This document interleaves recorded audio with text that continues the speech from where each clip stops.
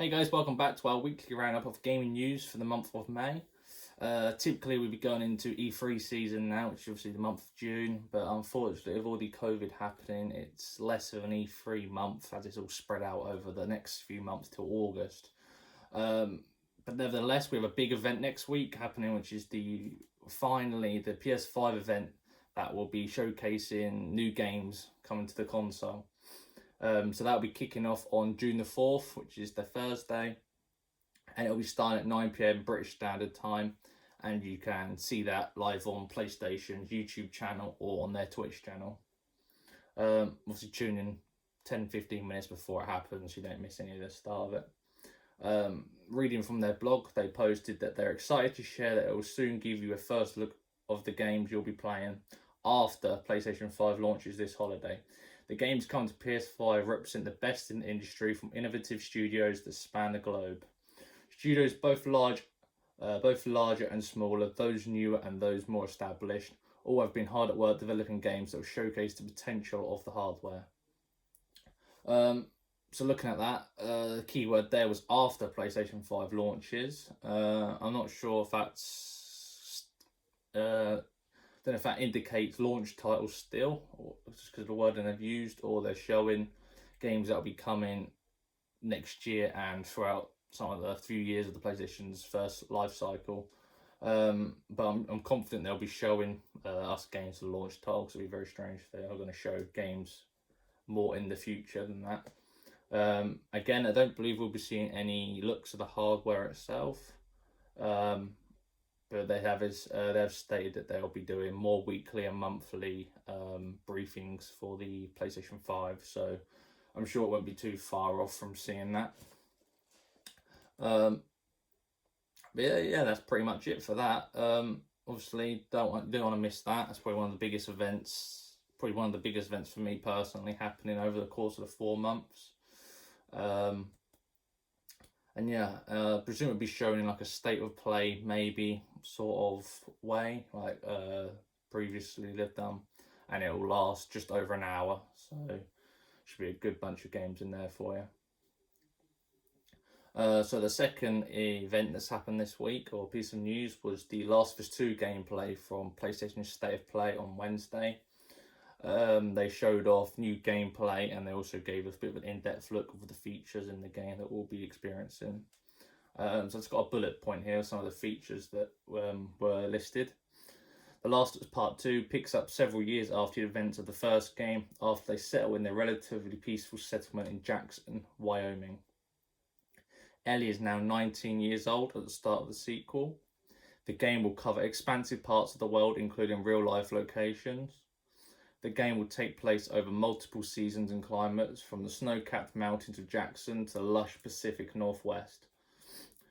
Naughty Dog has put great detail into recreating the real cities and maps are based on, and ways to navigate threats. Ellie is not only able to climb and jump over gaps, but she can use ropes to scale vertical terrain or swing over obstacles, allowing you to discover new areas, resources, and side narratives. These more open environments also create new strategic considerations in combat, whether it's to get the jump on enemies or bypass them entirely. And horses and boats will also help Ellie traverse the larger maps. So there's a great lot of detail there. We obviously had horses in Last of Us 1. But you didn't get to use the horse. It wasn't a massive part of the map you could use a horse on, and it didn't really... you sort of just carried on going where you'd normally walk anyway, so the horse didn't really get you to go to any other different locations, because it's a bit more of a fixed map, that game. But yeah, obviously boats would be probably able to take you to different islands and stuff, which would be cool. Maybe into buildings and that have been flooded, which is exciting. Obviously with the rope mechanic, which we saw in Uncharted 4. So you'll be able to use the rope to obviously navigate parts of the world, to find better loot, to avoid combat, or maybe to get into combat easier. Obviously, that bits of that was shown in the gameplay, which I'll post. And yeah, it looked really cool, really impressive. The amount of detail that they included was, you could see in like people's like the veins in their hands, obviously popping out of the skin and stuff, looked really cool. There's a cool part of the demo they showed where a lady had a PS Vita in her hand, which was pretty cool. Obviously, just the extra detail I had there. So when when the earphones were pulled out of her ear, you could still sort of hear a bit of the game that she was playing on that, and it was just really cool. So I'll post that as well. But yeah, that's pretty much the Last of Us gameplay. Obviously, the game launched on the 19th of June, so we haven't really got that long to wait. So yeah, I was a little surprised that they did obviously another showcasing of that, but obviously it's more for people who obviously don't really know much about The Last of Us, bringing in a new player base. And yeah, just getting people hyped for the game, really. Obviously, you got that, and we had Ghost of Tsushima last week, which we got a look at. So, them games coming back to back. It was a pretty good few months for PlayStation. Anyway, moving on to a game called Outriders. So, Outriders was shown off in an in-depth look on Thursday, which was shown in a Outriders broadcast, as they like to call it. Excuse me. So Outriders is a first-person looter shooter coming to next-gen consoles by People Can Fly and published by Square Enix. So in this broadcast, we learnt that there are 3 different classes and 1 hidden class which is yet to be revealed. The classes range from Devastators, the Pyromancers, and the Tricksters. Each class will have 8 abilities, and you'll earn them by leveling up your character. So we had an in-depth look at Trickster where they showed us 4 abilities within the gameplay. So we have Temporal Slice, deal damage and can slow a single enemy. So that was more of like a slice of like one of the weapons, and it actually slows them down. You can obviously hit them, one-shot them or something. So you had Slow Trap, which I thought was really cool. Slow down enemies caught within an area of effect. So that was a bit like if you play Destiny, you just like big Titan dome puts down anyone in it, you slow them down if you kill them really easy, and it also slows bullets coming into the dome. So it can be used in a defensive or an attacking situation, which I thought was cool. You also had Hunt the Prey, which you can teleport the Trickster behind an enemy line and boost shield. And you had Healing. Enemies killed at close range will heal the Trickster. So I believe they stated throughout the gameplay that there will be no like healing potions and stuff. So obviously one of the abilities you'll be able to use as a Trickster is killing people in close range with this ability will obviously heal you. Yeah, Trickster looked really cool. Trickster was like a sort of like a nimble sort of character, so I expect him to sort of have low health compared to the other 2. Obviously quick up moving and that. I don't know if weapons and that are linked to certain characters. As far as I know, that's a no. You can obviously get certain armor for certain characters and stuff. Really cool. And they also showed off world tiers. So world tiers is something that we've seen in the Division. So you usually start at tier 1, which normally should be quite easy, and then once you work your way up, sort of like a ranking system as such. So when you work your way up, you get to world tier 2, 3, 4, and so on. And each tier will obviously be harder enemies and more health, dealing more damage. But you'll obviously be getting the better loot. So it'll be something you'll want to do later in the game. Along with that, Outriders broadcast will be a monthly way of showing more content. So it was about half an hour, 40 minutes in-depth look of the game. Obviously, if we get that every month, you'll get a good lot of content. And they said that we've only just touched the surface of the game, so there's obviously so much more to see in that. First impressions of the game, I thought it was pretty cool. They did say it wasn't a live service game, so the whole game will be there at launch. I'm not sure if that's a way of saying there won't be events or added content.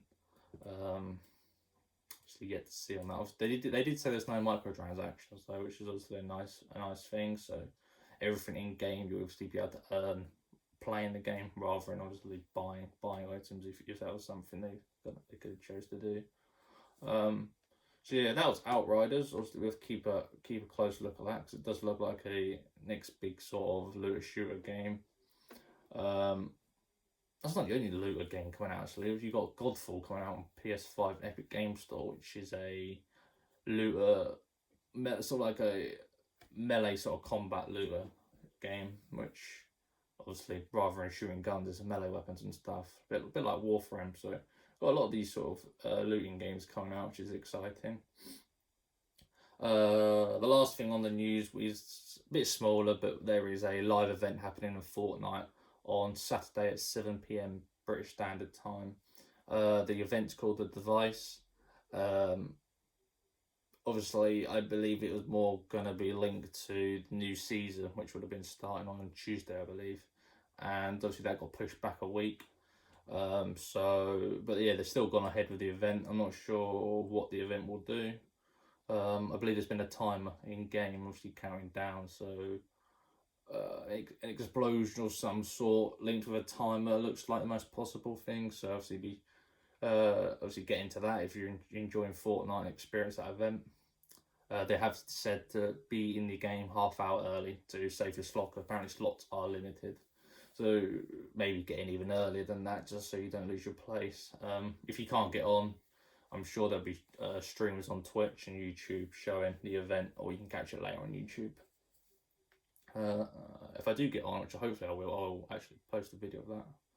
That'd be cool. Anyway, moving on to deals of the week. So we have Far Cry 5, which is free on the Uplay store this weekend. Great game. Free for a weekend. You have to put a lot of time in to complete the game. There's so many different activities and stuff you can do. Obviously, expand on Far Cry 4 with a bigger world. You can get companions, which is cool. Gun combat is fun. Different vehicles and stuff, different skins you can unlock on that. And I think that was the game that introduced different events you can go out of the map and actually go do. Can't remember what they were called, but that was cool. That's a good game to be free. Obviously it's on Uplay, so you should be able to run it at a higher frame rate than you can on console, so it'll just be a better experience overall. Moving on to the Epic Game Store, Borderlands The Handsome Collection will be free. So that'll be free to keep, and you'll be experiencing Borderlands 2 and Borderlands the pre-sequel. Obviously great games if you haven't played them. Long games as well with a lot of replay value to them. Most people probably played them games by now, but obviously if you haven't, they're just a great way to get into Borderlands, and if you enjoy them, you play Borderlands free in that. I believe they come with the DLC as well, these two games, so you usually have so much content to do there. If you're on lockdown still, and that'd be a great way to get rid of some time. And finally, we have the Crew 2 Deluxe Edition on PlayStation, which will be £12.47 on the store. I'm not sure why 47 pence, odd. But I thought, I mean, it's pretty cheap, but I thought it's a great deal just because of the new big update launched on Tuesday, which is the new Hobbies DLC. So the Hobbies DLC is 3 different classes of Collector, Explorer and Racer. And each class will have its own items you can unlock, as well as doing challenges to unlock these items. So some of the challenges for Collector was like go around the map and collecting different items and stuff for your car and that, and unlocks like a few stars was a challenge. Explorer was like going to different places of the map. So I think like one could have been what was it? One was like, I think go to one of the piers in Los Angeles. And obviously we have Racer, which is obviously doing different sorts of races and stuff to earn challenges. I think that's doing different races in certain vehicles and that, which is obviously mixed it up a bit if you just board the normal cycle, what there is in the game. Or if you're obviously new to the game, it's just a whole lot of new content they've added, so that's great. And that's pretty much it really for this week. Yeah, so I think, we've covered all the main information. Obviously next week we'll be able to talk about the PS5 games that they'll show off, so we'll be able to do that on the Friday. I mean, I'm pretty sure that'll cover a large segment of the video, so any other information that week will just be great to add on. And yeah, have a nice weekend everyone, and I'll see you soon.